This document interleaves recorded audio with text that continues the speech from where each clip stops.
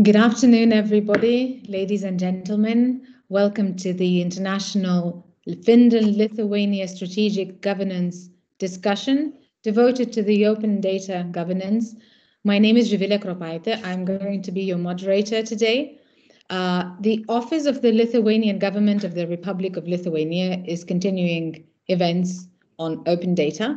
And today we are going to discuss open data governance experience of Lithuania and also Finland, see how problems are solved on the ministerial level, as well as in terms of strategic management. It is also important to note that Lithuania and Finland, in both of these countries, two different ministries are responsible for open data governance. That is to say that the responsibility of the Ministry of Finance in Finland, the open data is, and in Lithuania, it comes under the responsibility of the Ministry of Economy and Innovation. That is why representatives of these particular ministries will be delivering presentations today accordingly. Some logistical information. Unless you're speaking, please switch your microphones and also videos off for the better quality. You're also kindly invited to participate actively in all of these discussions. You can do that on chat. You can also do it by expressing your willingness to say something, raising the hand, as we're used to now on this specific app.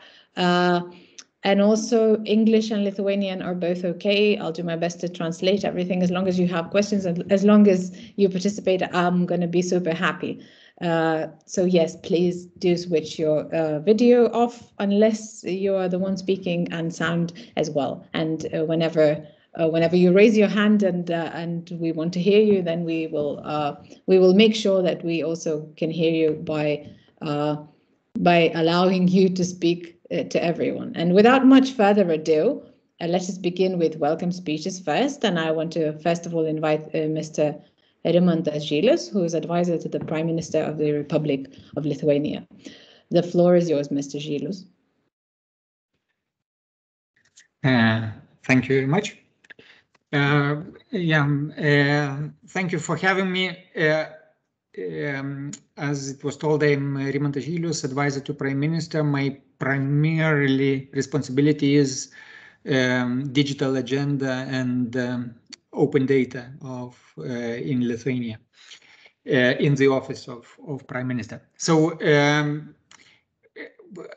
this welcoming speeches is always for me a tricky question, as I know that nobody is interested in welcoming speeches. So I wanted to use this opportunity a bit to share a few things that I believe are extremely important in this subject as we discuss with Prime Minister. First of all, let me say that Lithuanian part definitely knows that this government has an extremely ambitious agenda of concerning open data in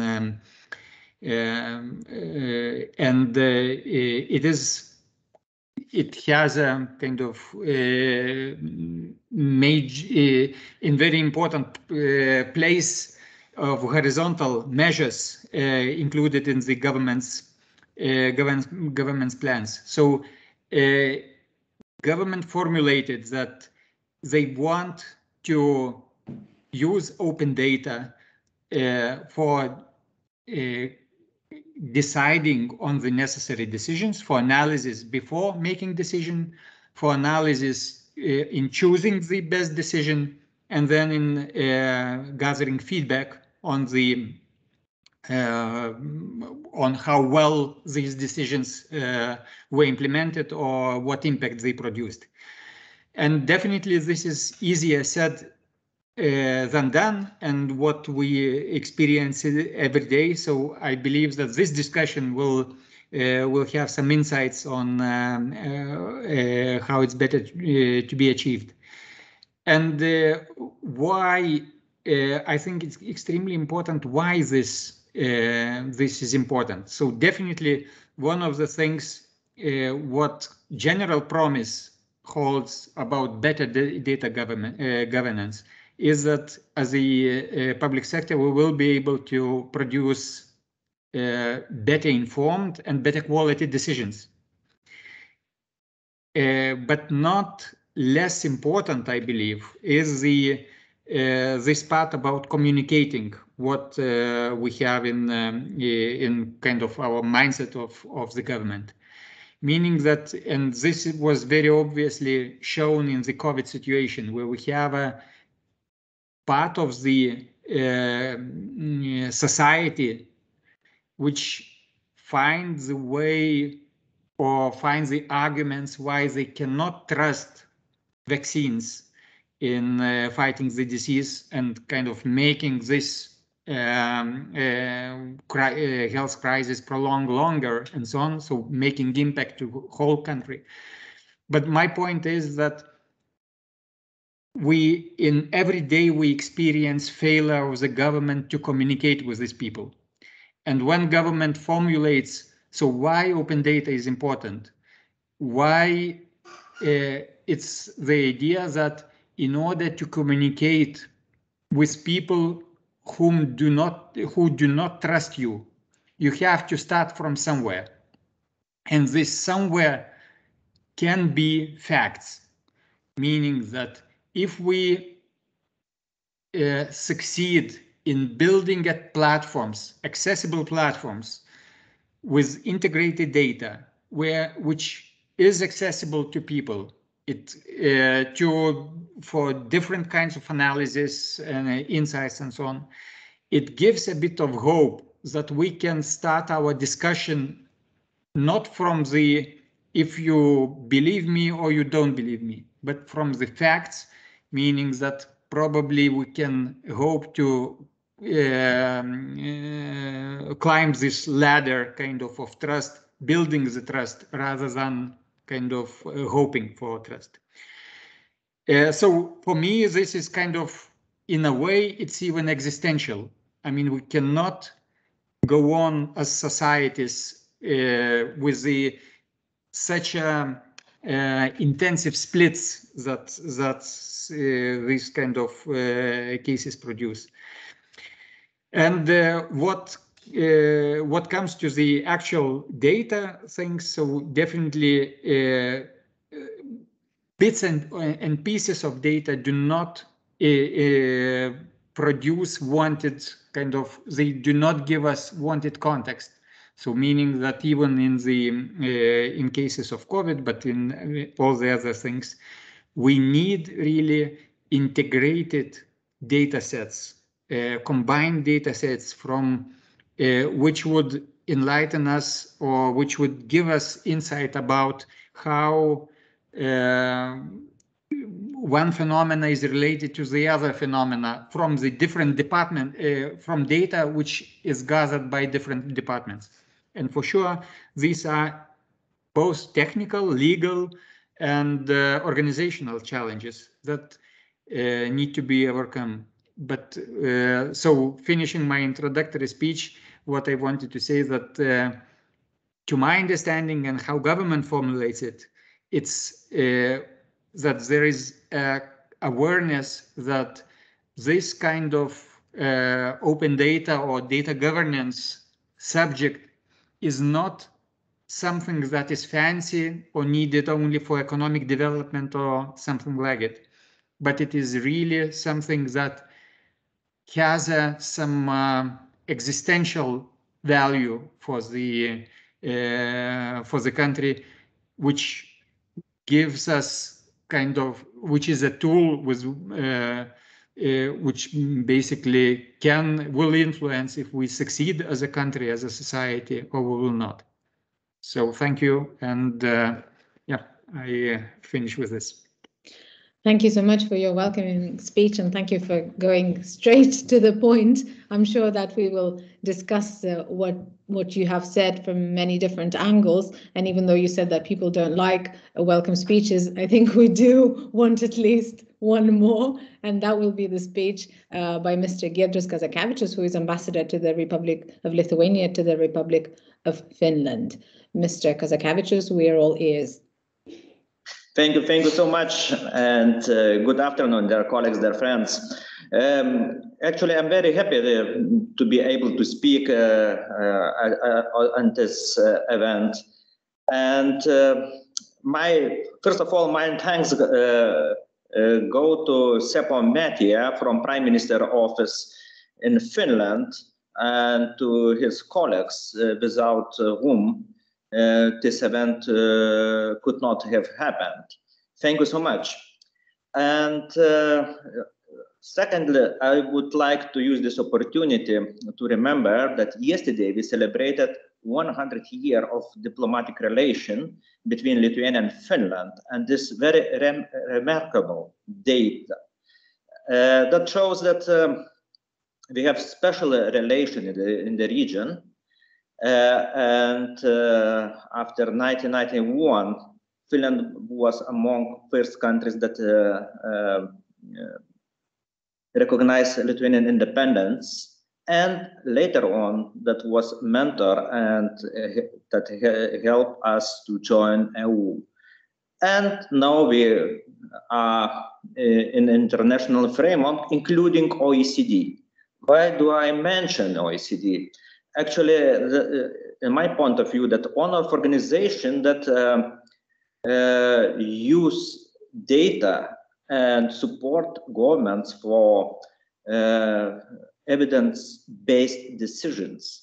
And actually, that cooperation on the open data, I see a bit in broader aspect. Actually, I see in the aspect that we should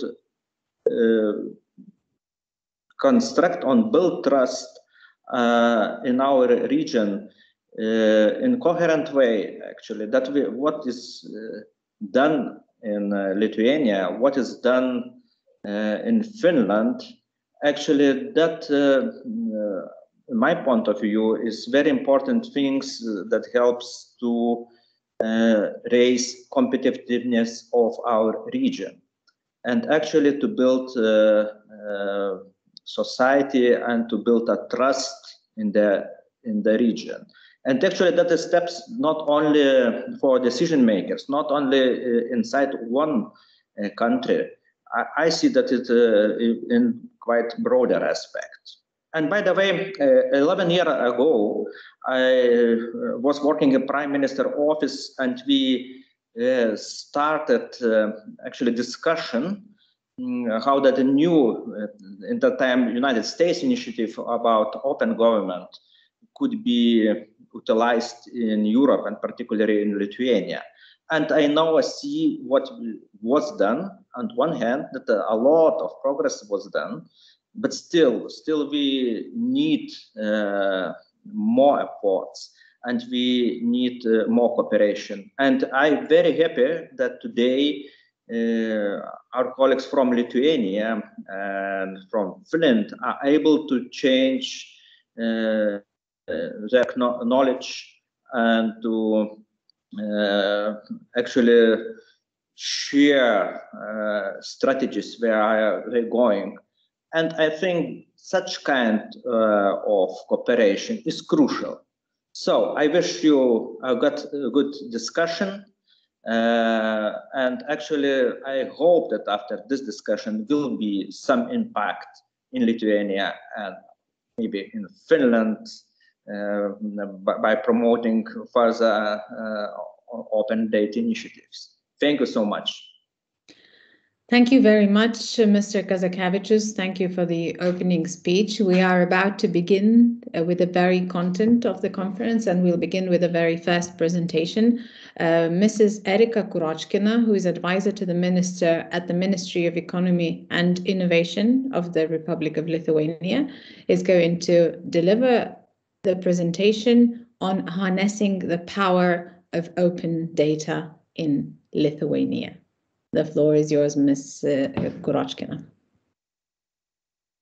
So hello, everybody. As Živile already presented me, I'm Erika Kurochkina, advisor to the Minister of Economy and Innovation. And today I will try to share with my screen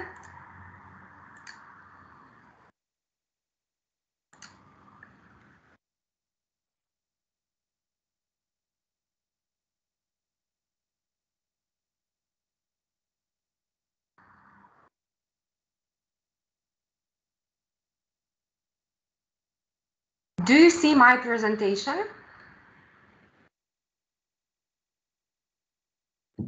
Yes, we can see your screen and we Yes. can see your presentation. It says harnessing the power of open data in Lithuania. Yes. Perfect. Thank you. So, okay. So why open data? Let's begin from the beginning. As it is known nowadays, data represents the lifeblood of every organization. There are many areas where we can expect open data to be of value and where examples of how it has been used already exist.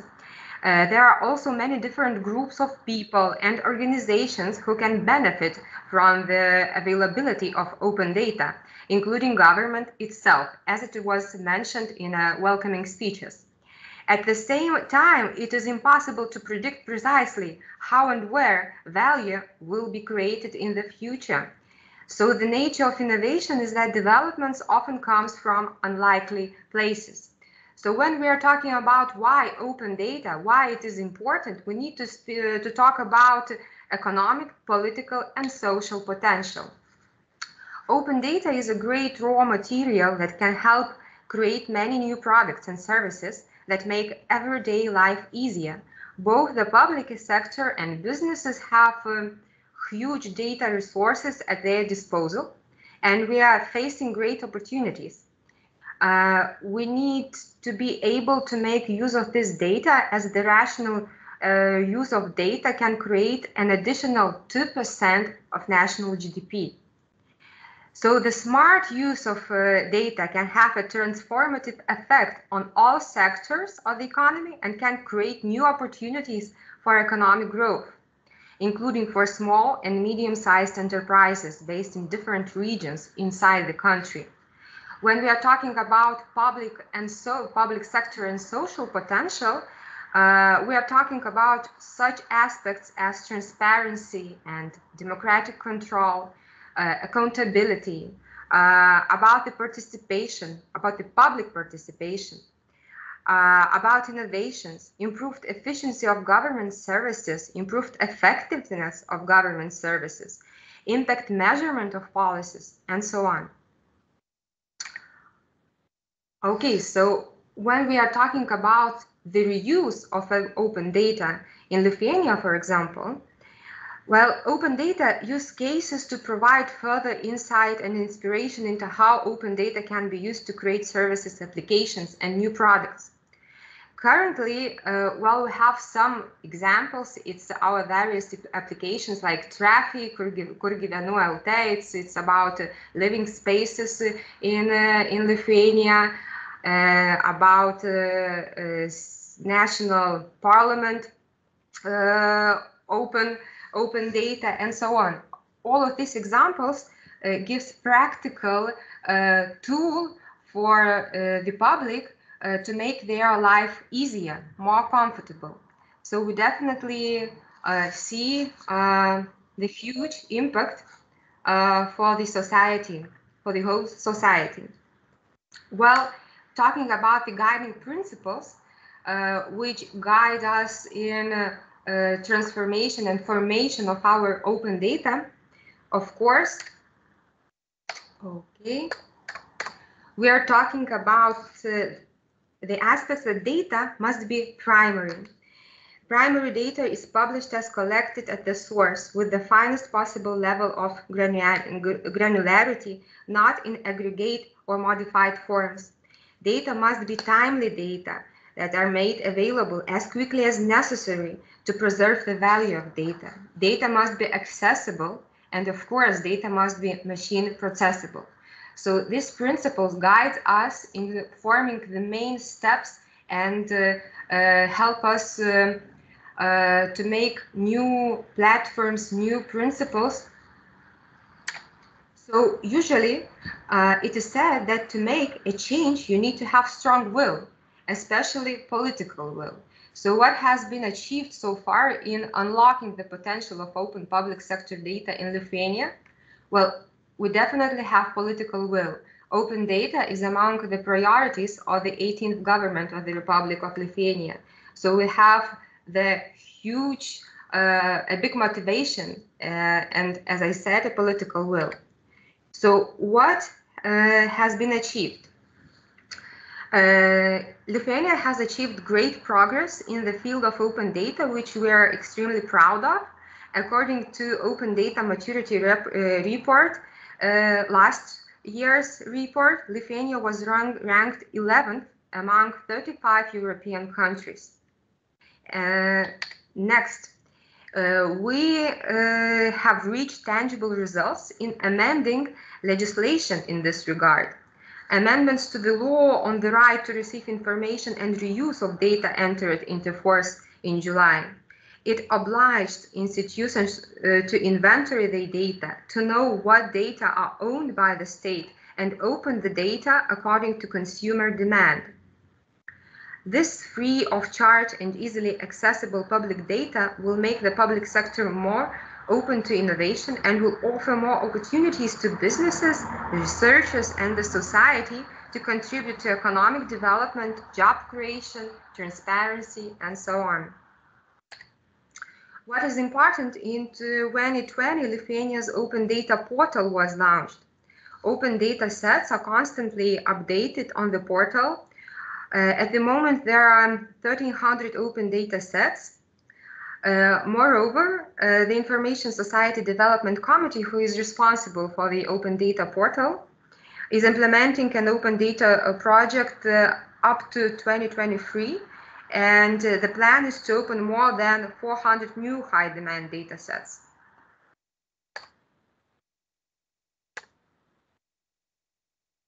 What is important to notice that in 2021, open data recommendations of the Minister of Economy and Innovation of the Republic of Lithuania for public institutions entered into force. Recommendations are talking about unanimous data opening process, about open data coordinators network creation in the government, about the mandatory inventory of data, and of course about the publishing data in open data portal. So what we have clear process what our public institutions have to do to make open data processes into work. Talking about other initiatives, of course, we are working a lot with market, with public sector workers. We have Open Data Board, where we have market representatives, various businesses who make their consultations, and of course lots of critics for the government about the open data and its processes. We have lots of e-learning programs and workshops for the public sector employees. But of course we have done a lot, but there are lots of problems. We have, first of all, lack of awareness. Another challenge in Lithuania is that the concept of open data is not yet understood very well by everyone. Therefore, training, seminars, and promotional activities are essential. Also, there is a problem of lack of knowledge and lack of digital skills of public sector officials. Increasing the digital skills of public sector officials to ensure that data importance and innovation potential is understood well. Undoubtedly, the full transformation will require a huge mind shift in the public sector, and our government aims to guarantee investment consolidation as well as regulatory and other incentives to help public sector employees to get on board. Of course, the huge role in the open data process will be delegated to the Department of Statistics and to the empowering of the state data governance information system, which will help to solve basic problems of data opening in public sector. Department of Statistics will help to solve knowledge problem of public sector. It will give them technical decision how to open data, how to make open data sets, and of course it will be the central place where all open data will be available for the public, for the businesses, for the academic society. So our aim is to have new normal that all data is open. So the main principles are that all data is inventory, data is open by demand, open data will be in one place. Of course, our long-term ambition will be real-time open data. Also, we need to work on strong data opening process. And of course, we have to ensure that there will be open data economic, social, and of course, environmental impact measurement. So, achieving impact with open data is an essential part to ensuring the sustainability of open data projects and initiatives. Creating, finding, and promoting examples of open data being used to improve our daily lives is one of the most challenging aspects of leading an open data project, programs, and all the initiatives. To really know how open data is transforming our reality, we must establish certain parameters that serve to measure this impact. As it said, impact is a key part of measuring the effectiveness of an open data policy. So, what can we learn from Finland? Lithuania and Finland are both fast trackers in Europe. But as we see, Finland is really much better in impact measurement. So probably that's the question for the discussion. Thank you.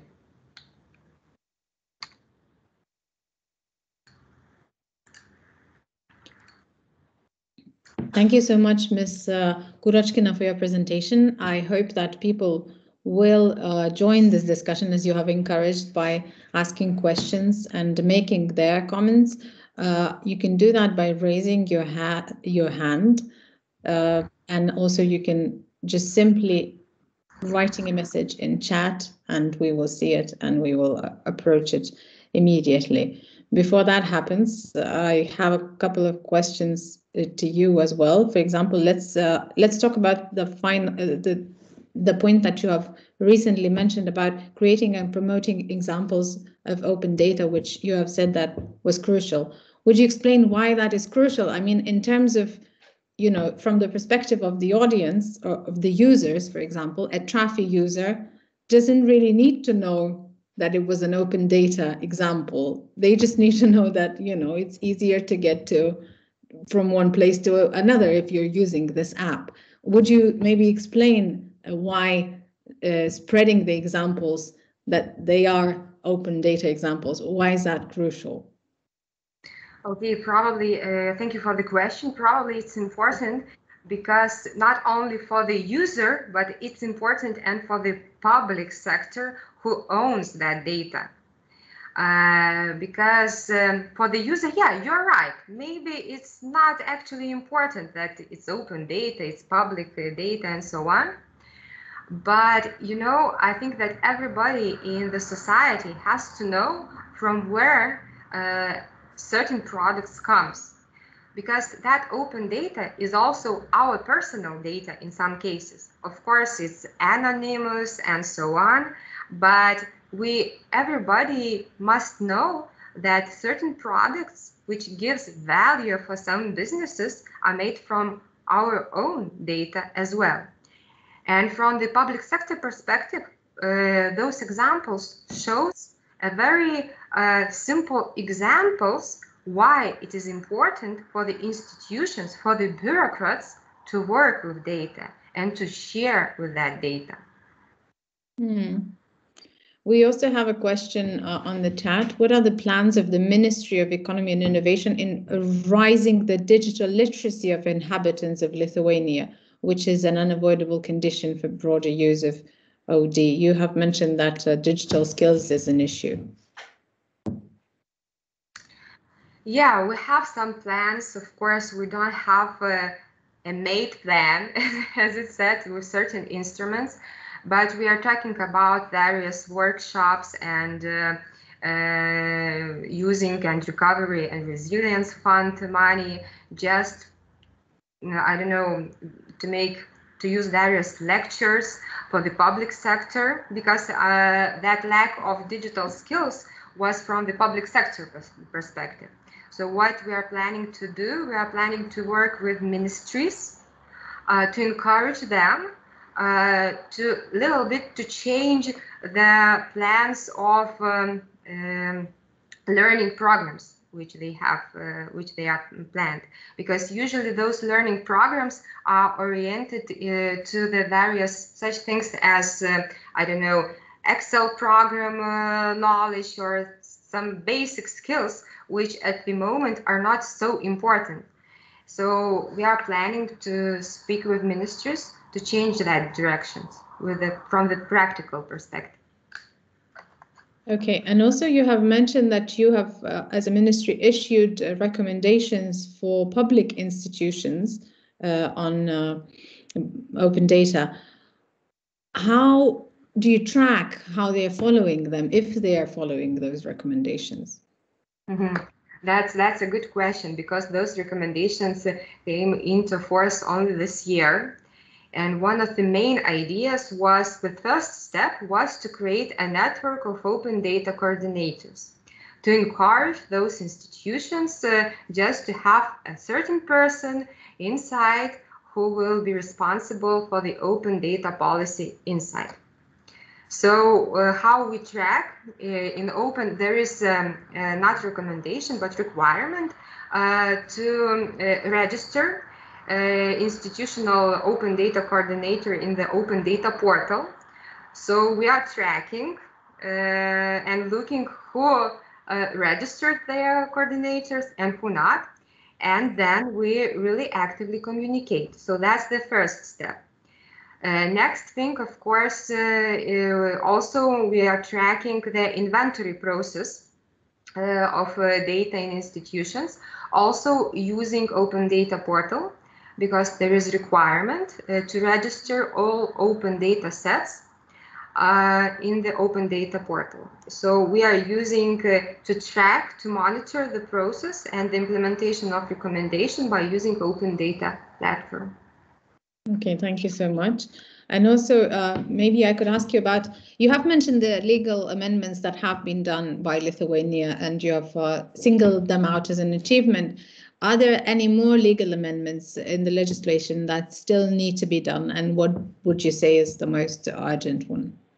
Well, at the moment, probably the most important legal document is a law on statistics, just to empower statistics department to be a central part in the data opening process. So it will be statistics law. The law on statistics. Yes.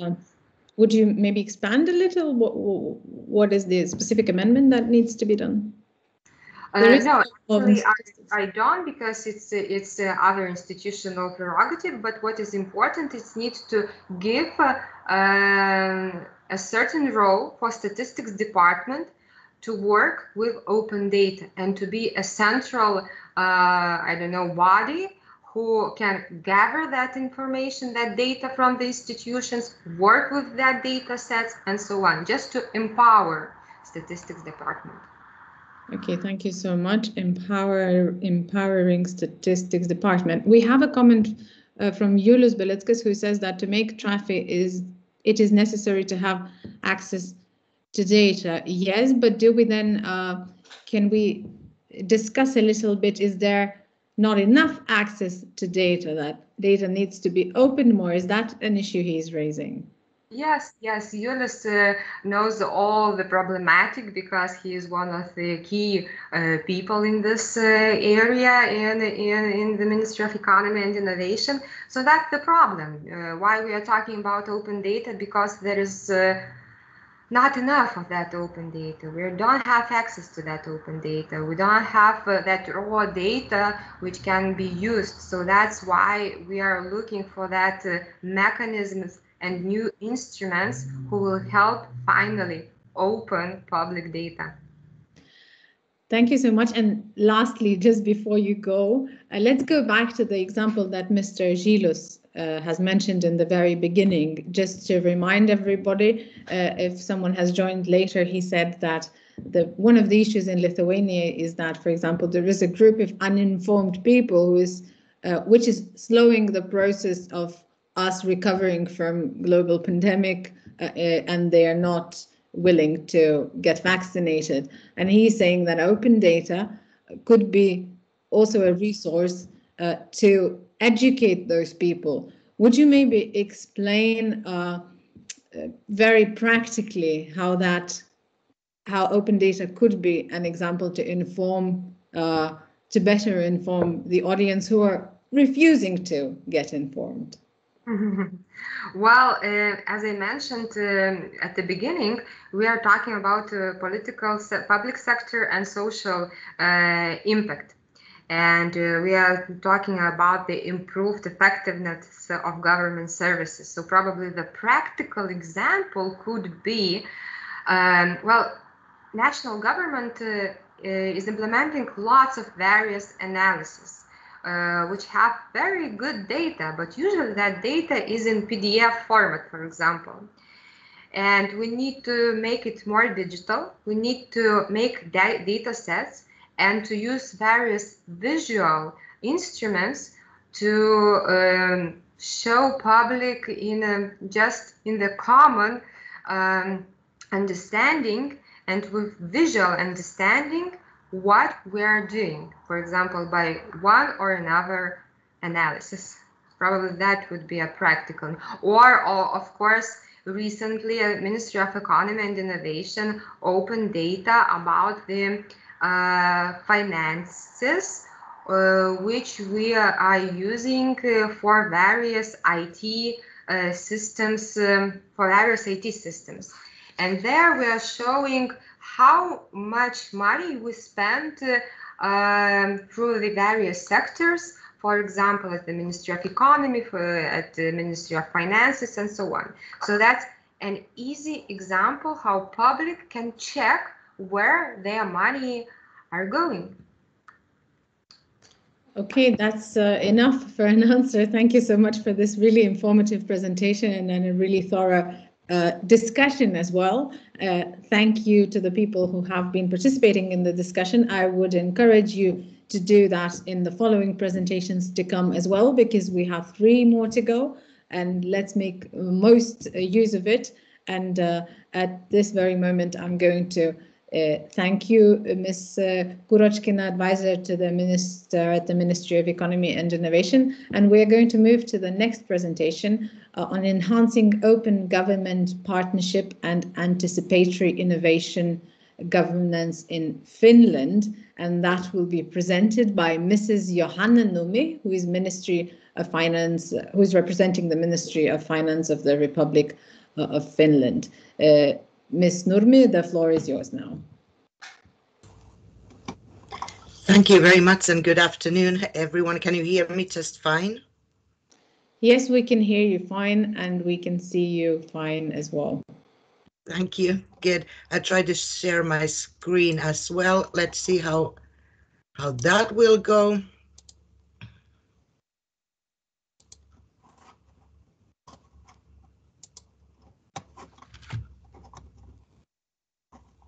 Sorry.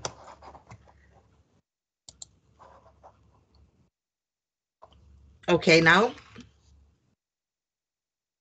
Yeah, we can see your screen. We can see thank you very much.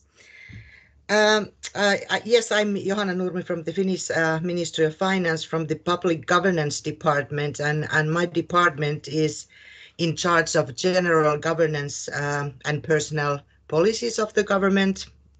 And we work with things like developing steering mechanisms, developing leadership practices, leadership systems.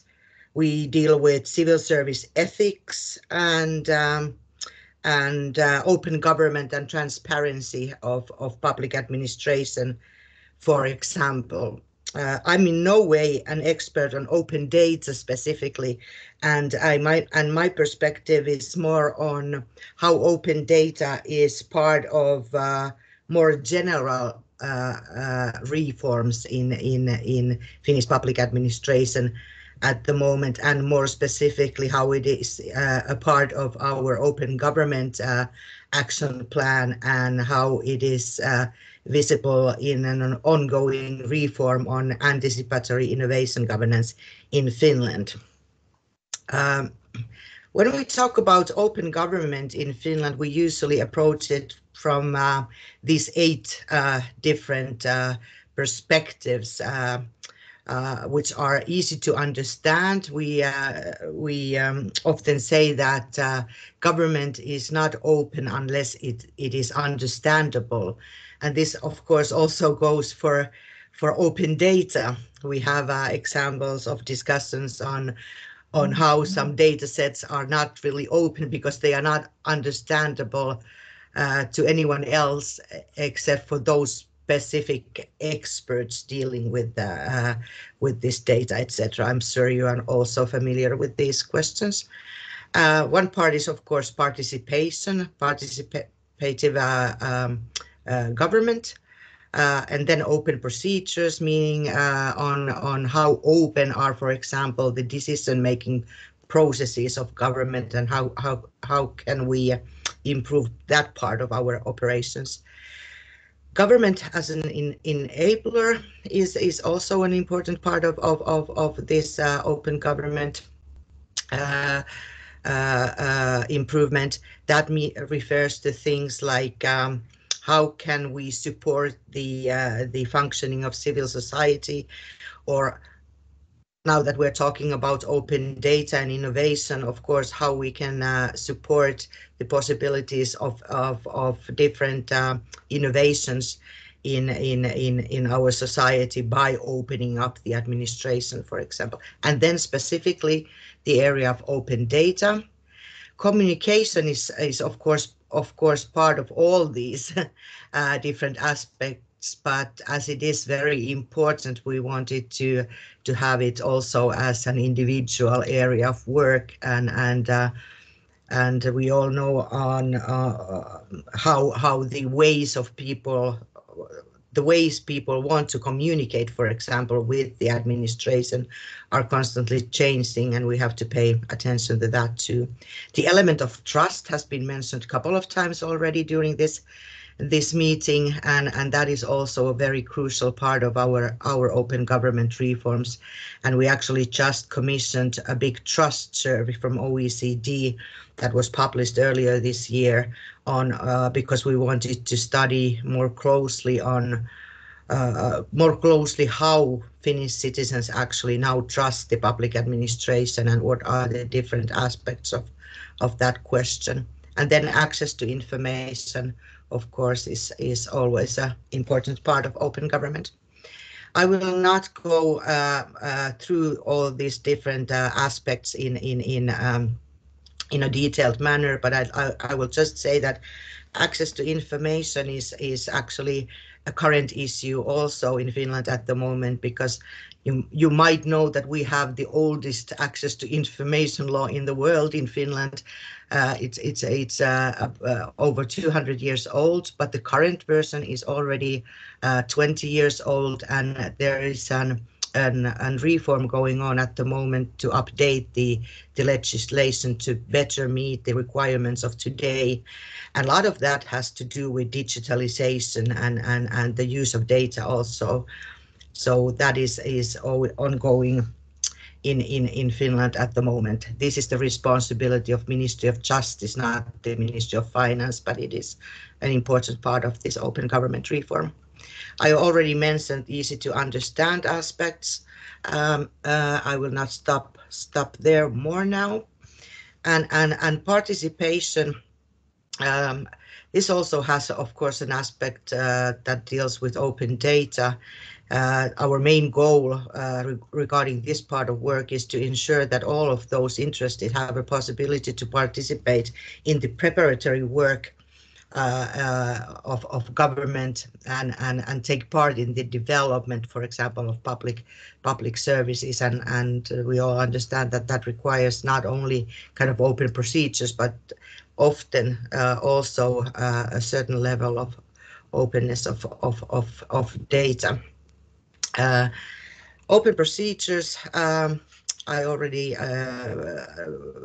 said that this has to do with to what extent we actually open the procedures of preparation of decisions, for example, and what kind of engagement mechanisms we have in place for people to take part in these processes. And government as in April, I already said that it refers to how government supports civil society possibilities and tears down barriers to its activities. Can, of course, refer to individual citizens, but mainly we talk about civil society organizations. And we also this year commissioned an evaluation from OECD on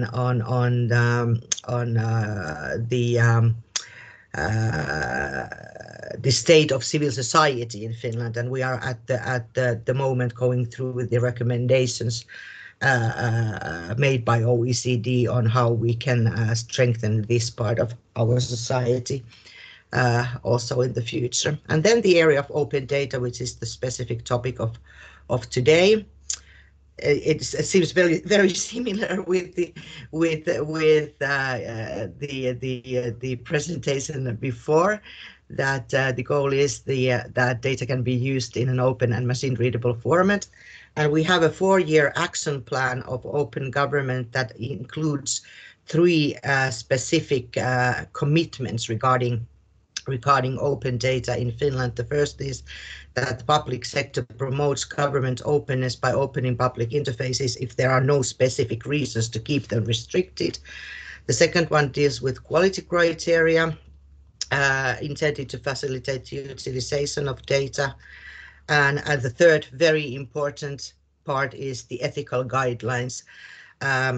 A general set of guidelines on the ethical use of artificial intelligence will be prepared in order to ensure that the artificial intelligence will not utilize directly or indirectly discriminatory operational models in the artificial intelligence systems. This is something that at the moment a lot of people seem to be very, very interested in Finland. I'm sure also in other countries, but also in Finland. And the communication I already also talked about, and the trust issue, of course, is a key ingredient of open government, and it is also a goal of open government.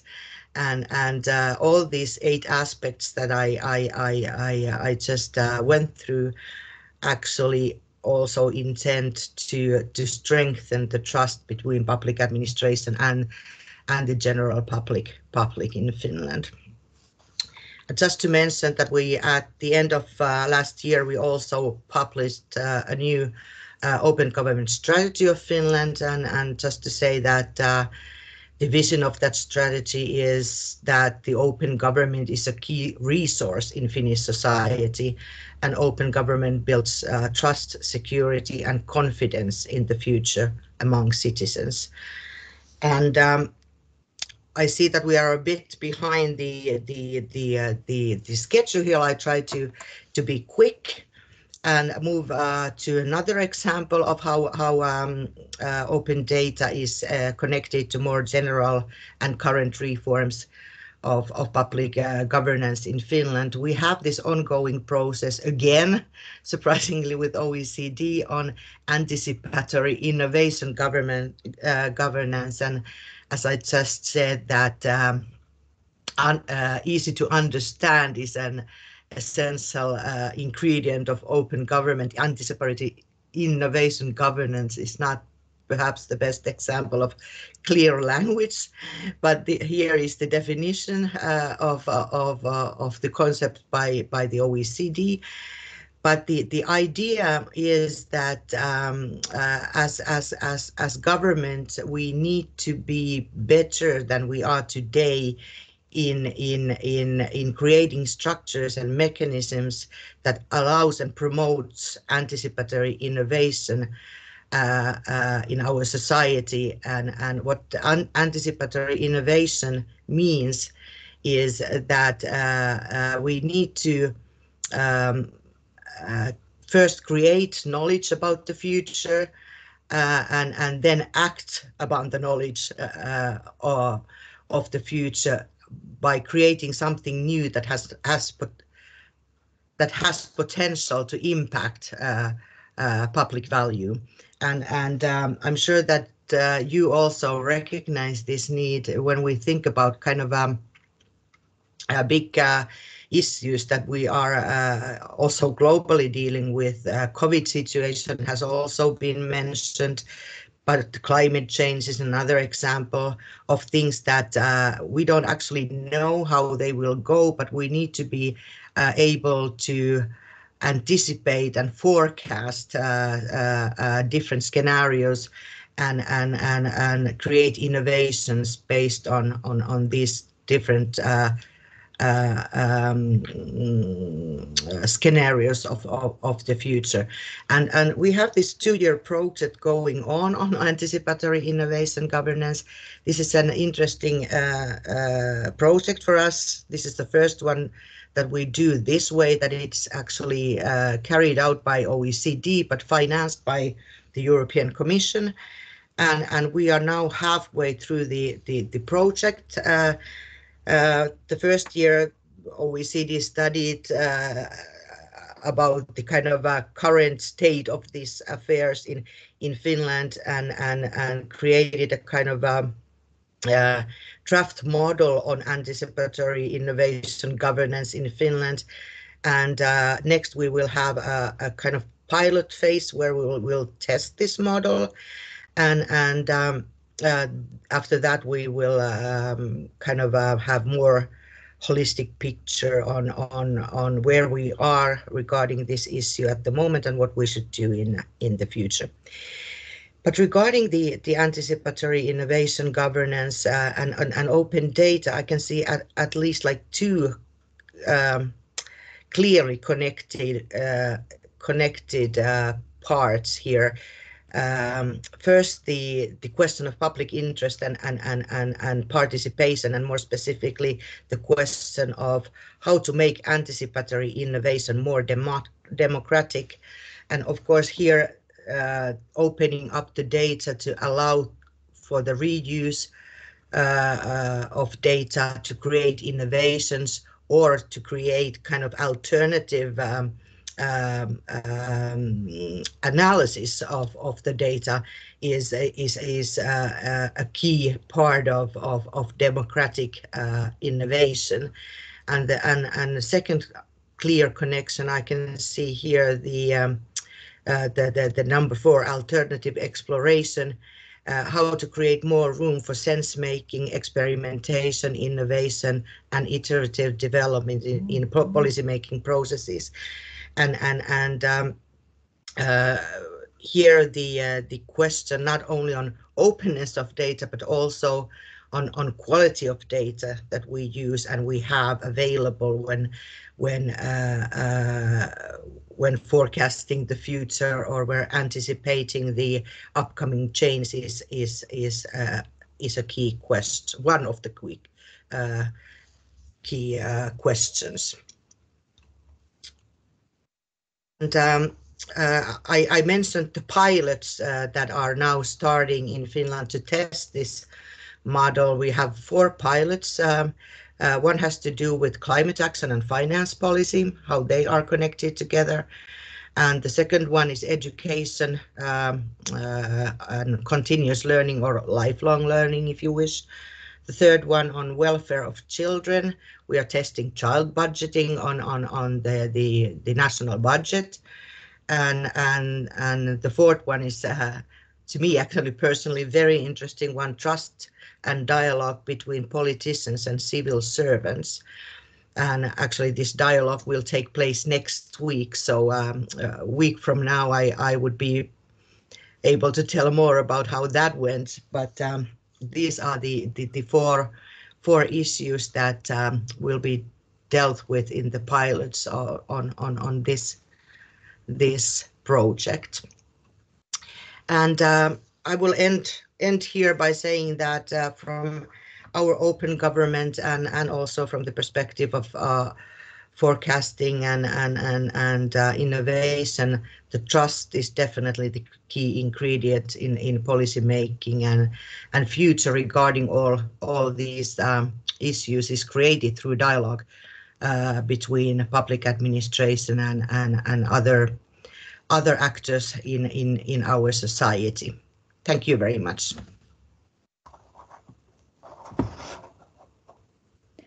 Thank you so much, Ms. Nurmi. Do stay with us for a couple of questions that I hope we will soon receive from the audience, and you will be able to address them. For example, Oshrine is asking what instruments, and she's referring to your slide number 14, what instruments were used to raise public interest and participation?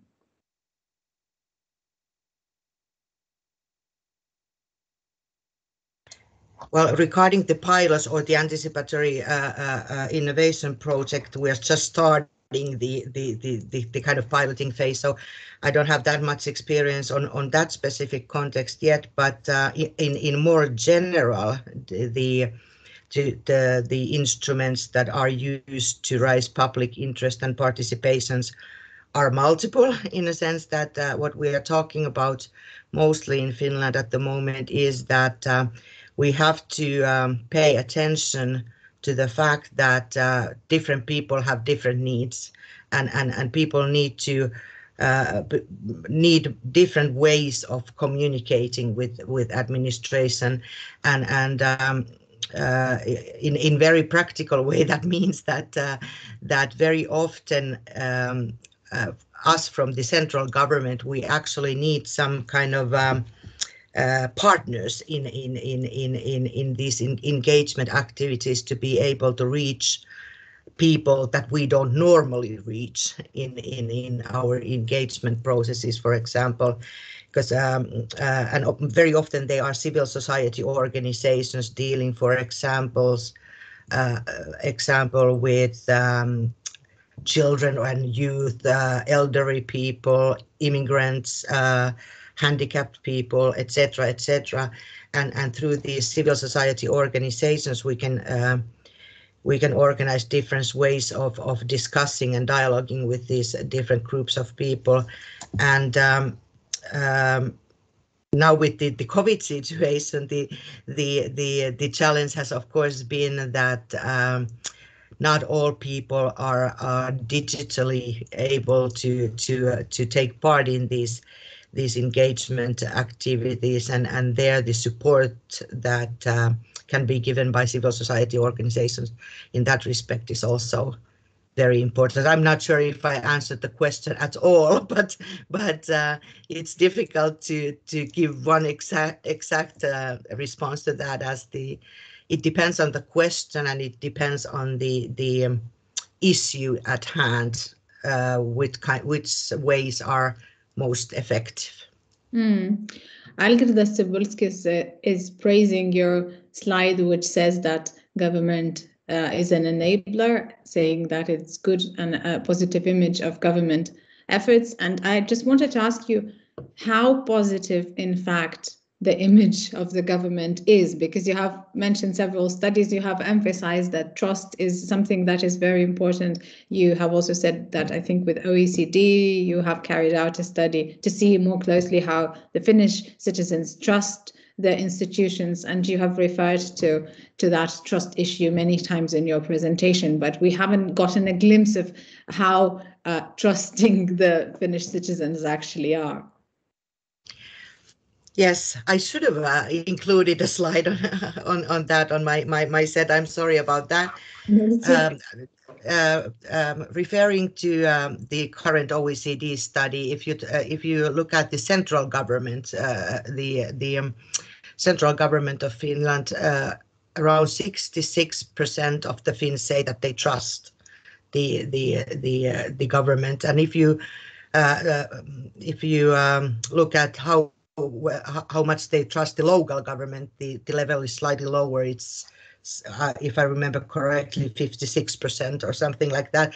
But internationally, that is a high level of trust, surprisingly, even if the numbers seem quite low. But regarding referring to OECD, Finland is still clearly a country of high level of trust between the citizens and public administration. And more specifically, this was not studied in the OECD review, but on other reviews, that the trust between people, individuals in Finland is very high, and that is something that if you think of how innovative and how agile or how resilient a society can be, that's a very important factor, that citizens trust each other, and so there are not, we always now talk about bubbles, that people trust people in their own bubbles, but not the people in the next bubble. But that doesn't seem to be the case in Finland yet. So that is a strength of our society. It is good to know that with a society so strong in trust in each other, there are still issues with open data. That means that we are not maybe lagging behind that much. I mean, we are in a sense, because our trust in institutions is lower, but still we have a lot to catch up, and we have a good example which we can learn from. I also wanted to ask you about this artificial intelligence aspect. You have said that the data, your goal is that the data is used in an open and machine readable format, and you've got 3 open data commitments, and one of them includes artificial intelligence. Would you maybe explain a little bit and expand on this a little and say what the exact issue with the artificial intelligence is? I'm sure my colleagues Riitta and Tanja after me would actually be better ones to answer this question, but from my in more detail and more specific and maybe more correct manner also, but as a kind of general issue, we also during our former EU presidency and in 2019 we had this question on ethics of artificial intelligence very high on our agenda, because we had a strong belief that this is an area that we are not dealing enough with at the moment, and we wanted to raise awareness of these ethical aspects of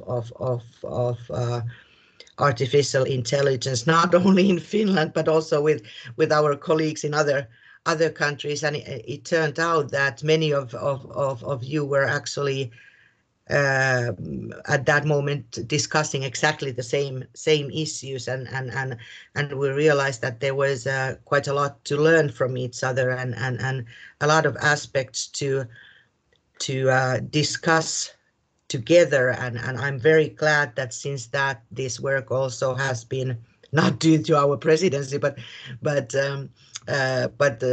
anyway, has kind of advanced not only in Finland but in many other countries also. But if you want to have a more professional answer to that question, I'm sure Riitta and Tanja are more capable of answering on the details of that.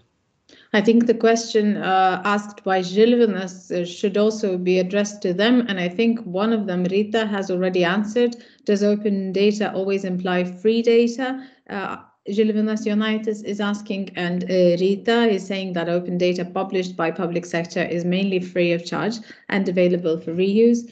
If there are specific needs from the user side, there might be costs regarding those processes needed to make the data sets or different combinations of them available for the specific user.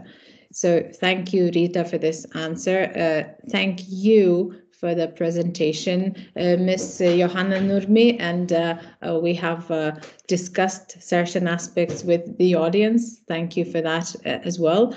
And I'm going to open the floor now to the very Rita that we have mentioned. She and her colleague from the Ministry of Finance of the Republic of Finland will be delivering the next presentation on open data drivers and actions in Finland. I saw that Rita was also raising her hand, but there is no need to do that because now the floor is yours and you can say everything that you wanted to say. So Ms. Tanja Lahti and Mrs. Rita Autere, Ministry of Finance of the Republic of Finland. Thank you so much.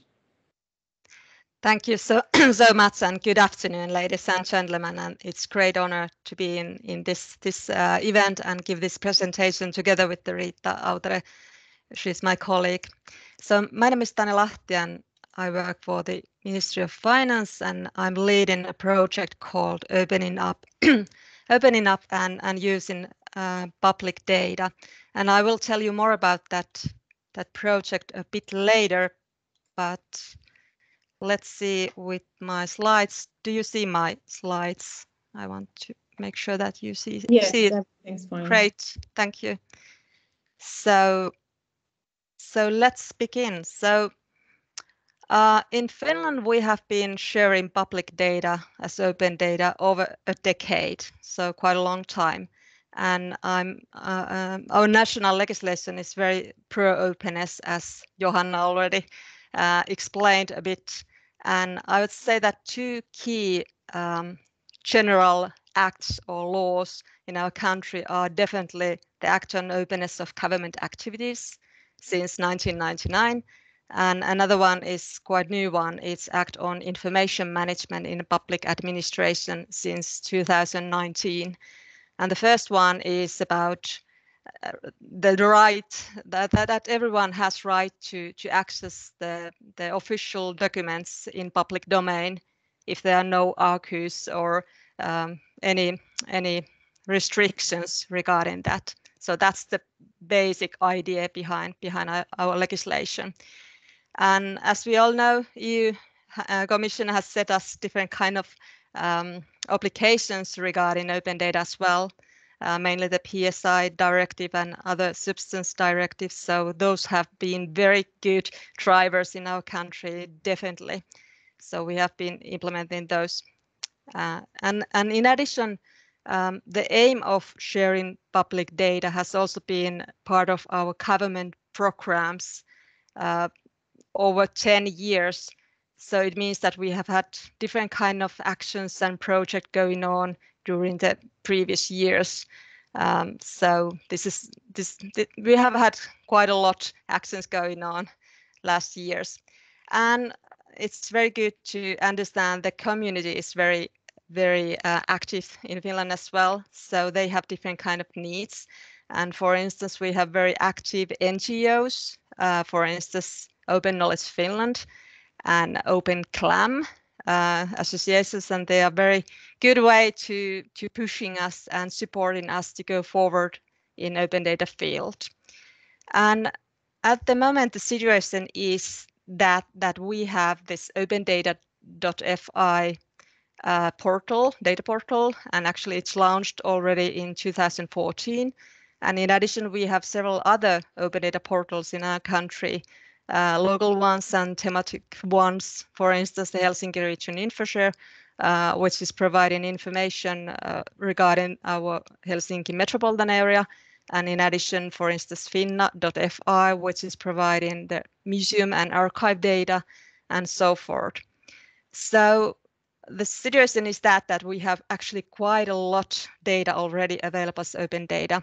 And if you visit the opendata.fi service, you can find that there are over 1,600 datasets available as open data and provided over 100 different public agencies. So quite a lot. And I'm happy also to say that we have seen quite a lot great use cases based on open data. For instance, from the business side, I would like to point out this company called WIM, which is kind of MaaS service. It means mobility as a service. And they are using very heavily the traffic and transport data in their businesses, and they are great success story in this field. In addition, the purchasing data provided by municipalities and state itself is very much utilized as well in different cases, and by media as well. And the geographical information is very much utilized as well, mainly in business side, but also in research and so on. And yeah, we have some active ecosystems exist in our country. I already mentioned this Open Knowledge Finland, but in addition, we have, for instance, Kira Hub, which is focusing on built environment, and in addition, Helsinki Loves Developers development community, and they are focusing mainly to the issues which are relevant to the metropolitan area and so forth. But even though we have proceeded quite well in Finland, we still are struggling with some challenges, and this might sound very similar, which you have there in Lithuania. So the main one key challenge is resources. So even though we are very willing to share data as open data and such, the fact is that we have quite a heavy legacy of old IT systems. So it means that it's not so super easy just to provide APIs and share the data. So it means quite a lot investments in order to provide open APIs and make sure that it's safe way to share the data and such. So that's quite a big issue, to be honest. Another lack or challenge is about knowledge.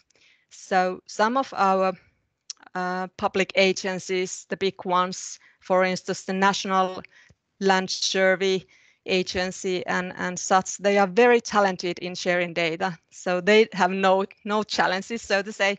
But on the other hand, we have lots of small municipalities, and they are very much struggling with this issue. Who's gonna do things and how and such. So that's quite challenging to support them in this movement. And then the security issues and mainly the privacy issues are very much on our table and on agenda, and due to GDPR definitely, and due to AI as well, because AI is making very much things to be created, but on the other hand, how to make sure that the privacy issues will be handled very well. So that's very important thing to focus on. And yeah, the public agencies very much appreciate if there are some practical action models available. So yeah, we have this general instructions available, but how in practice I build our processes in order to share data, that kind of questions they are asking, and they are waiting for some action models and help to go forward. And then the quality of data. So we have shared lots of data, but to be honest, there are some data sets that might not be as good as should be or could be in terms of quality. So that's definitely one thing to focus on. So about 1.5 years ago, the Ministry of Finance set up a project called Opening Up and Using Public Data. And this project is partly implementing our government program and those aims regarding information policy and sharing data as open data. And in addition, our project is also supporting the national implementation of Open Data Directive. And our project consists of 4 work packages, and you can see those here. And I will give you very quick overview to each of these, except the package 3, which is about the data quality, and Essi Kaukonen will tell you more about that package very soon. But if we start with the package 1, so it's about actions on strategic level. So in that work package, we have been defining together with the large amount of stakeholders strategic objectives for opening up and using data in Finland. And at the moment, we are in that stage that we have this setup or this proposal of 17 different objectives, and we are preparing kind of roadmap for our decision makers to make it easier to define the actual action points, how to go forward with these aims. And the idea is that this whole package would be presented to our government in coming months, and hopefully this package will get the status of I don't know what's the term in English, but the government resolution or government principles and so forth. So we are very much pushing this to the implementation phase, and the idea is to kind of strengthen the information policy basement we have in our country and concretize it. So that's the idea of this work. And the package 2 is focusing on availability of data. And in that package, we have been focusing on creating action model for data sharing. And at the moment, this action model or framework consists of 10 phases, and the idea is to provide relevant information and best practices and such regarding each phases to our public agencies in order to make it a bit easier to proceed in this field, and also in secure way, so to say. And this has also been created together with hundreds of stakeholders and very open way. And the work package 4 is focusing on data interoperability. And in that package, we are focusing on the semantic side, but also the technical side. And to be honest, we have proceeded more quicker in the technical point of view. And we have created or defined together with stakeholders API, Open Application Interface principles for our administration. And in addition, there's these principles. We have also created implementation instructions. And the idea is to help our public agencies in the API development in order to enhance the interoperability and make sure that they take into account these certain things when they create APIs, and on the other hand, enhance the cooperation between public agencies in order to make this development as resource efficiently and user-driven way as possible.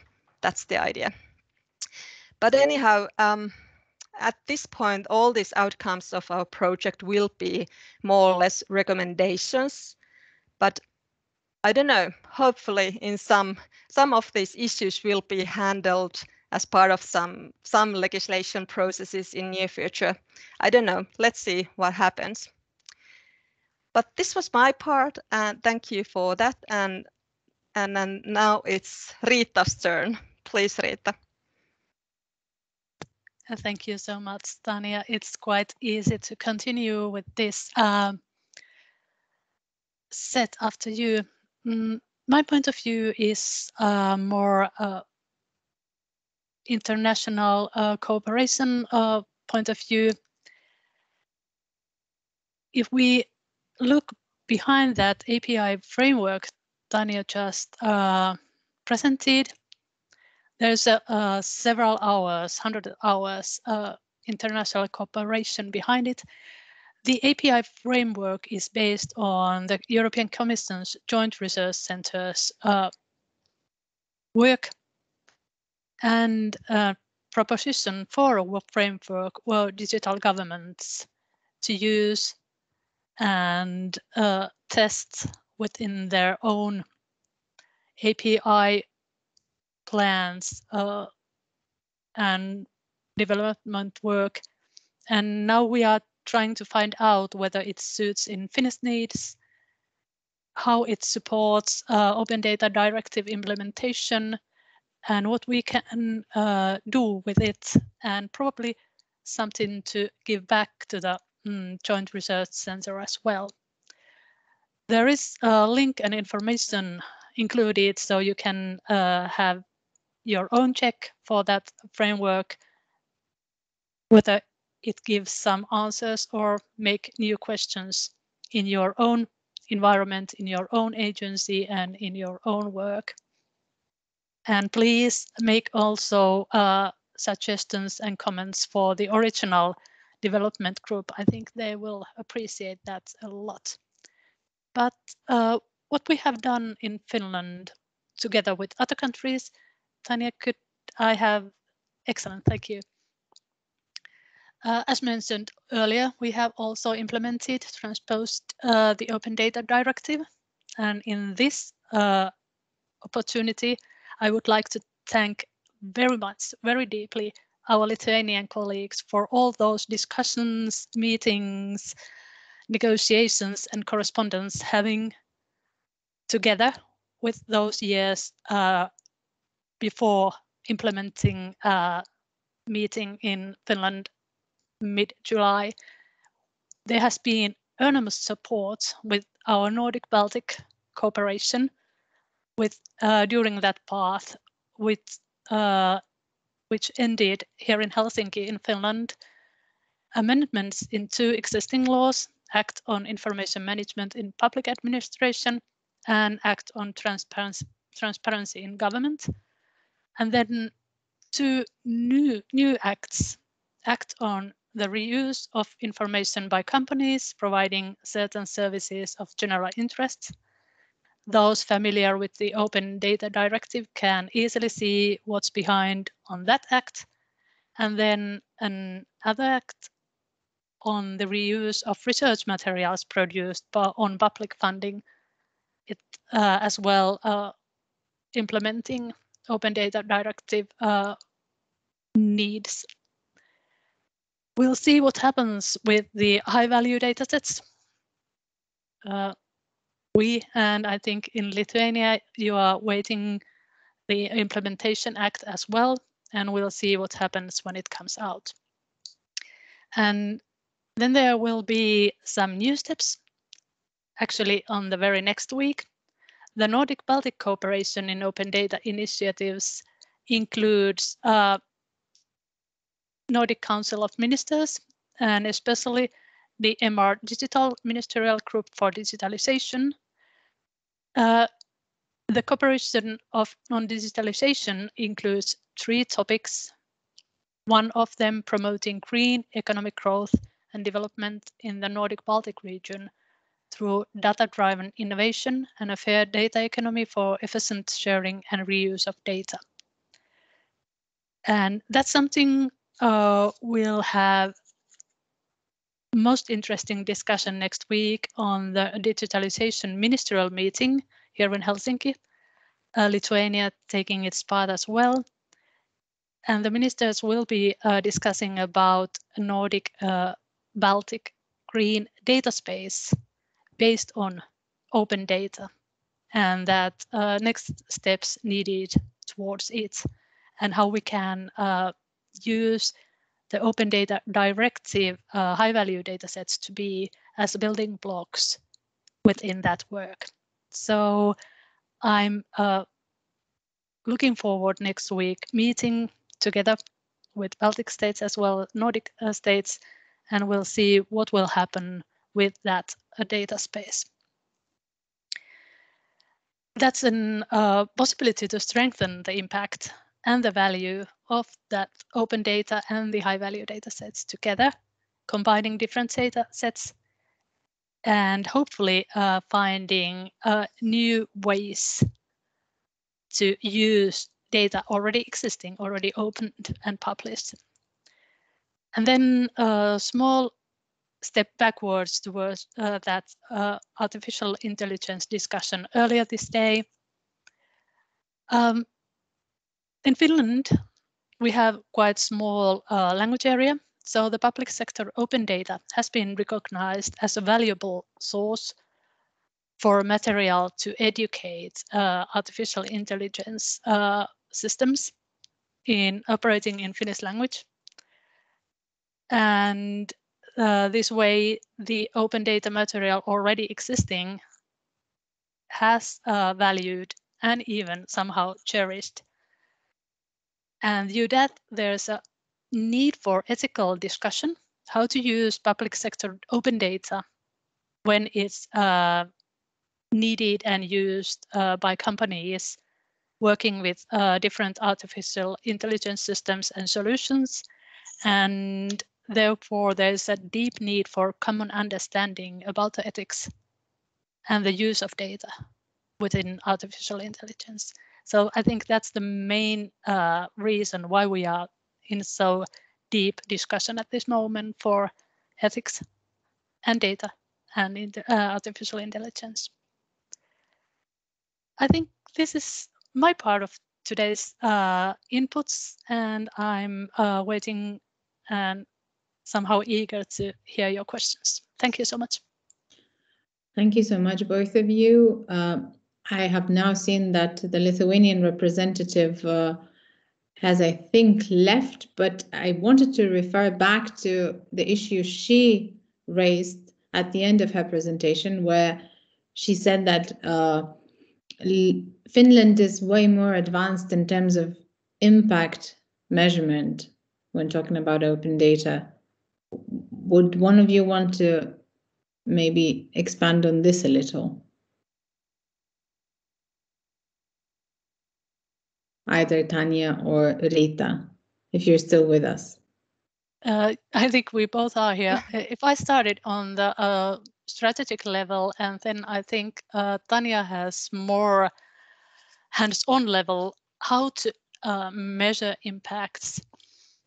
I think somehow those indexes and larger scale international questionnaires are on our side. We have managed to be operating or doing those things which are asked on those questionnaires. But I think the main reason was already answered in Johanna Nurmi's speech or presentation. We have been able during these years somehow to include open data in different kind of works and projects and outcomes. So open data has been utilized in different processes within public government, as well as seen as a available raw material for innovation and startups. But I think Tanya has much more usable level on these kind of topics than I do. Please, Tanya, continue with this. Thank you, Rita. I don't know if I have something relevant to tell you, but yeah, exactly this way that it has been. It's more or less a part of our society, so to say. So, and actually, it makes a bit difficult to kind of point out that this is thanks to open data and so forth, because it's so integrated there. But yeah, we don't have any systematic way to monitor the impacts, so to say, but we have very good networks, and we know whom to ask these cases. And we have, for instance, opendata.fi website. There is this showroom where you can see which kind of outcomes they have been created based on open data. That's one way, and the media utilize quite a lot open data as well. And actually, there were quite interesting political changes due to open purchasing data a few years ago, or 2 years ago, I can't remember. But anyhow, they utilize very much, and we can see and sense those impacts every now and then in our country. And if I come back to the AI discussion, so it's quite scary at the same time that what you can do nowadays with AI when you mash up different kind of data sets. So we might not be very aware of all those risks, what we at the same time when we share data, we actually enable. So we have to be very, very careful that we don't harm our citizens or our country, just how to say, just not naive way to share data, but we have to be very, very careful. So that's a point, and the ethics, that's very, very important aspect regarding AI. So if it's right or wrong to utilize the AI the certain way. So even though the data exists, but is it okay to utilize it the certain way? So that kind of discussion is very, very needed. And yeah. You have also mentioned in the beginning the role of NGOs, which you have said was very important in pushing processes related to open data. Would you maybe give an example of where a specific NGO or a group of NGOs would have pushed a certain issue related to open data that was, known in public or maybe known to professionals only? But would you share? Because the role of NGOs is an important and quite a new probably aspect to from the Lithuanian perspective. Yeah, in early years they were very active in making these information requests and demanding data to be available as open data. So that kind of started this discussion is that covenants that how to answer and should the data be provided as machine readable format and openly and such, and are we able and capable to do that? So that was very good start to start that discussion. So they were very, very good in demanding and asking those very good questions. So it was very, very useful start. And since we have had very good events together with them, previously I was working for the city of Helsinki, and I remember we had very good general or commonly organized events for citizens and developers, and so it was very, very valuable cooperation, and it has been and it is still.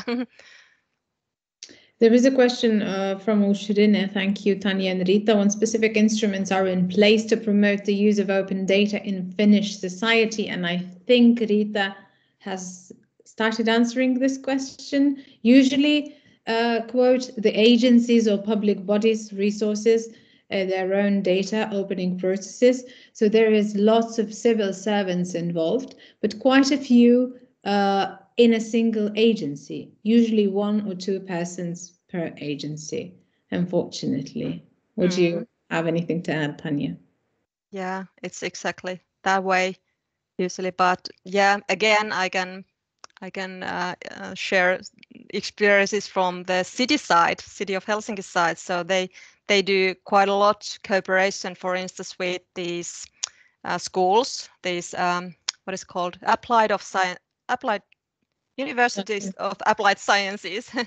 So, and it's very valuable cooperation. So that's one way to do that kind of cooperation on operational level, so to say. So at the ministerial level, our role is a bit different.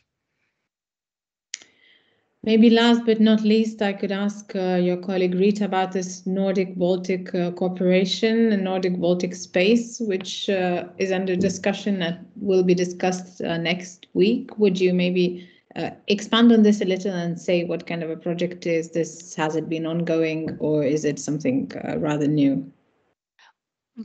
It has been ongoing for a year or so, but actually it's quite new. So the next week's ministerial meeting is the one to actually create the project or the initiative.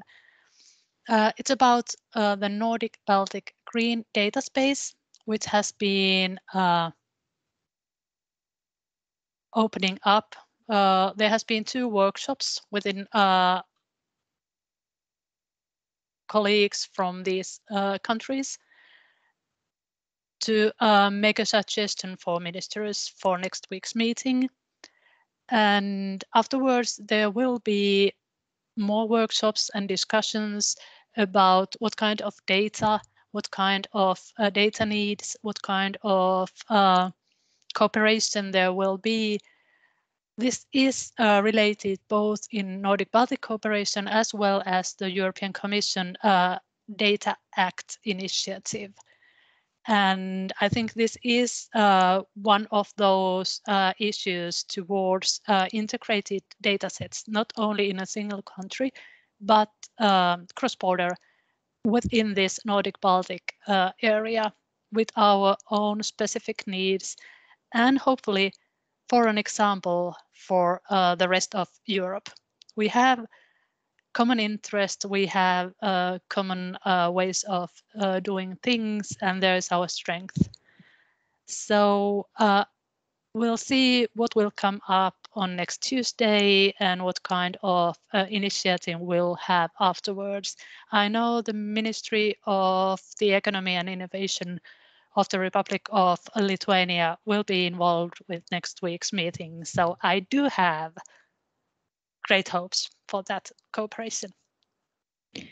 Thank you so much for your presentation and for the discussion. Last but not least, we have one more presentation before we go, and that will be presented by Mrs. Essi Kaukonen, Statistics Finland.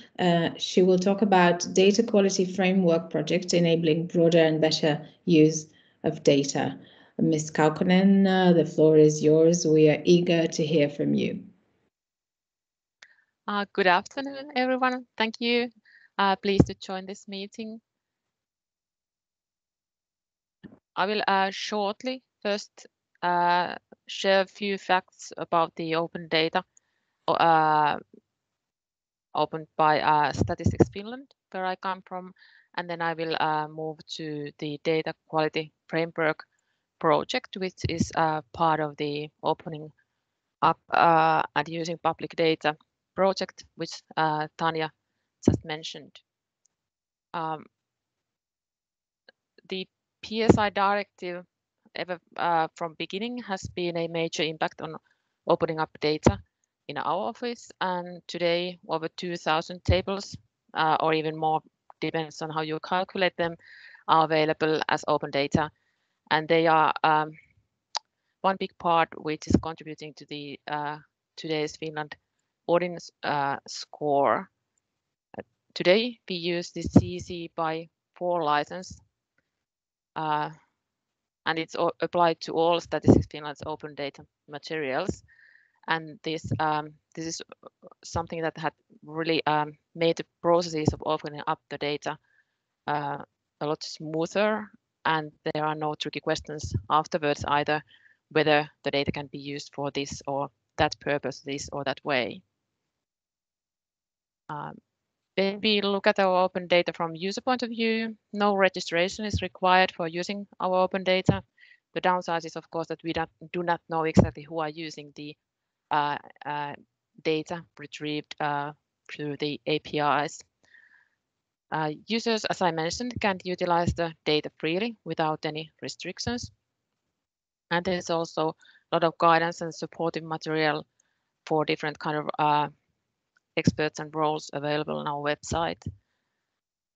This year we launched a new type of data success competition, where the idea is to support the use of open data in society. There were several competitors, and the one who won this competition utilized the data opened by Statistics Finland and combined it to some other open data, utilized machine learning methods, and created population projections for municipalities. So that was just one example of the competitors in this competition. Here I've gathered a couple of useful links if you wish to have a look at them afterwards. One example of how the COVID has affected our open data is in municipal key figures. The number here rose from 25 to 400 indicators. This was just opened up recently to get more information on municipalities. Also, the number of indicators in our statistical database, Statfin, has arisen from 2019 to 2021. The number has risen from 670 to 1 billion indicators in these tables. We also there are also available some geographic data as well as statistical classifications and co-list through an API. And please contact our development manager, open data expert Markku Huttunen, if you would have to have some further information on this area. As it was already mentioned, the number of open data has is increasing, and also is the amount of data also governed and opened by governmental institutions. And there was some technical problem. I think I need to share the again the presentation. Tricky. Yeah, it's fine now. Okay, great. Therefore, it's essential to recognize and describe the quality of the data uniformly. If we think about the data of the public sector, and moreover, when we, I mean, beforehand we used to think that the data is for a specific purpose. Today, we more think like the data is used in several situations, and there are several use cases for one data. And especially in these cases, it's important to have the possibility to verify the quality of the data so that the user can check if the data is has good quality enough for their purpose.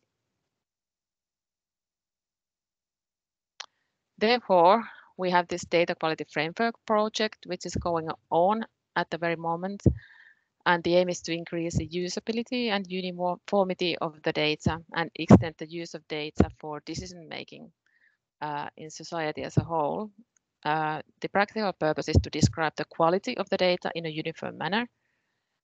And with this model, and with the help of this model, the aim is that the government agencies will together produce more easily utilizable and higher quality data in the long run for public data resources. And we aim at having a public administration recommendation by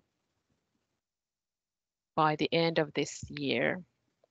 The scope of the data quality framework is not only open data, we also have the public sector data exchange and other type of data exchange, for example, for the researchers in our focus, and quality assurance within the organizations. So it's a pretty generic framework. The work is done together with several agencies. So this is a list of the participants who are participating in the work, but also several other organizations and actors have participated via webinars, for instance. Here you can see the data quality criteria, and also metrics have been created for this criteria, which deal with the content of the data. What does the data concern? How well does it describe the reality? But also you can see that we are interested in how easily the data can be used and how the data can be understood, which you can see here on the bottom and on the right-hand side in these quality criteria. And as I mentioned, the recommendation status is something we are aiming at with the quality criteria and the metrics created for them. And then, of course, it's important to have these actually in use, and therefore we are working with material and instructions how to utilize this criteria. All in all, you need the right snapshot to make the right decision, and therefore you need quality information to do that. And this is where this tool comes helpful. Here's a further link for you, and please contact me or ask any questions you are interested to have more information on. Thank you. Thank you, Essi, for your presentation. We have a question from Gilvanas. What is the right balance between fully opened public data and restricted, controlled access national data in a sense of the current rather complicated political situation in the world? With enough public data and use of artificial intelligence, political adversaries can use it in their own advantage. That's an interesting question. We in this project we are not dealing with the principles of in what kind of situation or what kind of data you're opening, more like what kind of quality should that open data have, or the data exchange in between the governmental bodies. But that is an important question you raised. I wonder if Riitta or Tanja would like to answer here. Let's see if they are following, and if they could take this question and expand on it as well. Tanja, Riitta? I think we both are here. These kind of topics are involved in those ethical discussions here in Finland, but we do have this tradition of mainly public open mainly opened and public data from the public sector, so that legislation restricts our purposes and processes not to close or restrict the access to data created by public sector unless it's personal data, GDPR data, or otherwise specific restricted. Otherwise, any other data created, collected, or distributed by the public sector is open and available.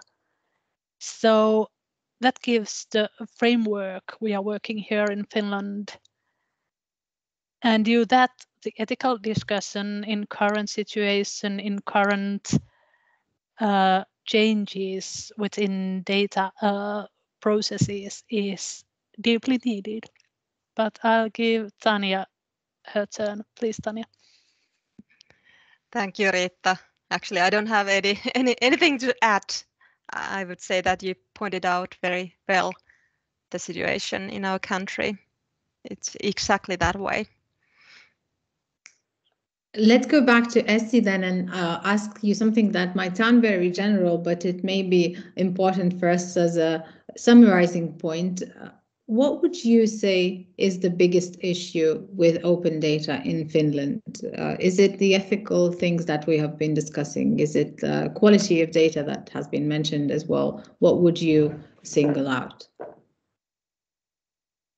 If you think about the open data opened by public sector, then I would say that it is important to have a look at the to describe the quality of the data to the users, so that the users can realize that this is this is good public data and differentiated from the all kind of data that is available for us on the web. At least this is my opinion. Can you give some examples of open data quality indicators? Cornelia is asking. There are some indicators which describe opening up data, but what I just described here are the indicators for any kind of data which can be used to describe the opened data as well. I mean, what I mentioned before, this is the process, but here we deal with the indicators for the data, which is, as mentioned here before, for example, the coverage, currentness, accuracy, understandability, machine readability, etc. We have some questions that again might go to the Ministry of Finance that were asked by our audience, Lithuanians, before the event. I'm going to just try, maybe you have something to add as well. Talking about impact measurement that we have discussed before, have you measured which sector was the one to receive the most added value because of open data? And how did you do the measuring? That's the questions that Lithuanians want to ask the Finnish counterparts. Would maybe Tanya or you or Rita want to take that one? I can start with ministerial level, and then I think Tanya can have concrete examples from the open data communities. In ministerial level, we usually measure and seize after those European directive sets of data and check those reports, what have been done by the environmental or the health data, as well as mobility, meteorological, and things like that. But I think it's more official based by those implementing acts of different directives and needs of them.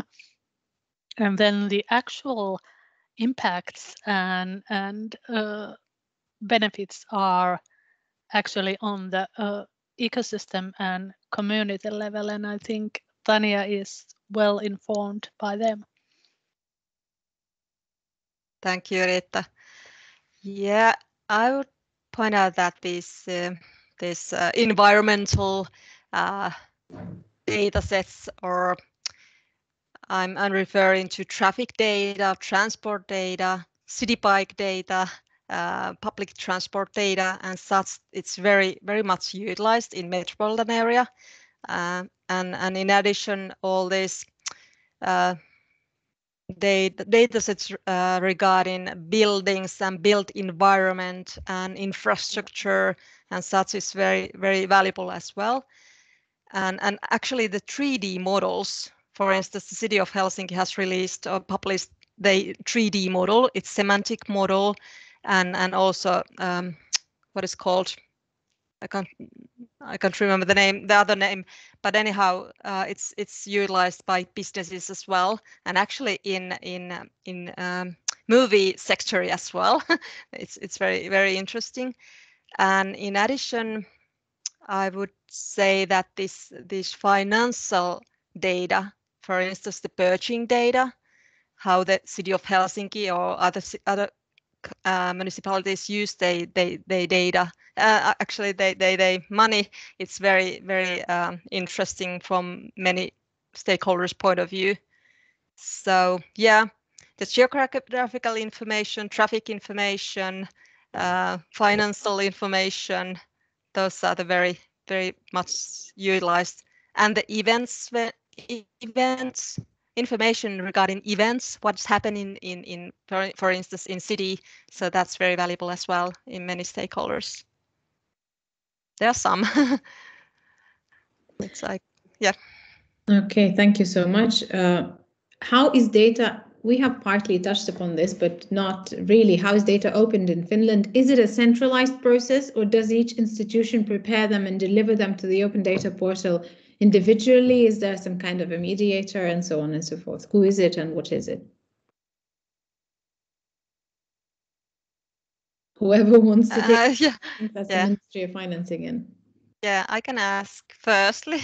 So it's not centralized. So it's by its organization. They do their own own things, but there are some consortiums, so to say. For instance, in metropolitan area, there are these 4 cities. They have put resources together and do it together more or less.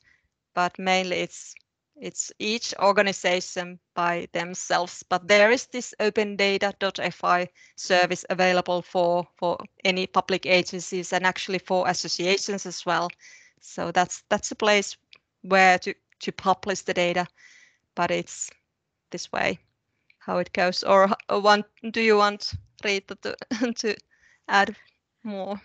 I think you have the main point. The National Open Data Portal is centralized with its guides and support features, but otherwise it's each agency, organization, municipality, or community by themselves. Then there are those subject-specific portals, depending usually with the directives behind them. Environmental information, geographical information, health data. They are combining data from different organizations and agencies, which once again are doing things by themselves towards these portals, sector-specific or the national one. So it's quite web-like structure available at the moment. Thank you so much. I think we are about to finish, unless there is someone who wants to raise their hand and make a comment, ask a final question, and discuss the things that we haven't yet discussed, but they are crucial too. So this is your last chance. If you're willing to say something, type it in the chat or raise your hand. If not, I'm going to make a very, very brief and very rough summary, because I've had a lot going on following the discussions, asking questions and seeing that everything happens on time. And I'm really, really glad that it did, that we had a very informative session, which was really interactive as well. Thank you so much for all of the comments and questions. Even though Lithuania has done a lot of progress, has moved from the 24th to the 11th place, there are still a lot of institutional challenges regarding open data. It's still sometimes seen as a burden for institutions. Data is fragmented, and there are issues in terms of digital skills, lack of knowledge, issues related to impact measurement. Not so much, as far as I understand, Lithuania has not gotten so much experience. More advanced instruments to promote the use of open data. Finland has those, and we discussed that a little bit as well. But we were glad to find out that Finland also has some issues related to open data. I don't want to say that we are glad. I just wanted to emphasize that even countries that are really advanced in open data systems and have a really, really big trust of citizens in the government and governmental institutions in general are still trying to solve certain issues. And for example, it has been mentioned that access to information is an issue in Finland, and there is a reform going on to update the legislation in terms of use of data. There are also issues with quality of data because of old IT systems, and also sometimes there is data but not enough knowledge if it can be used, and that's to do with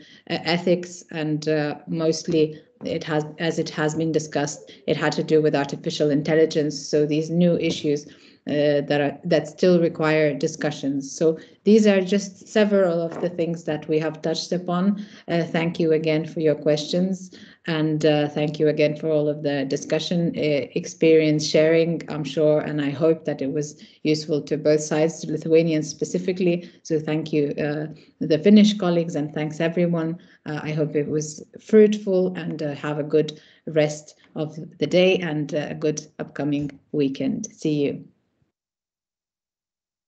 Thank you. Bye. Have a nice weekend. Bye. Thank you so Thank much. you.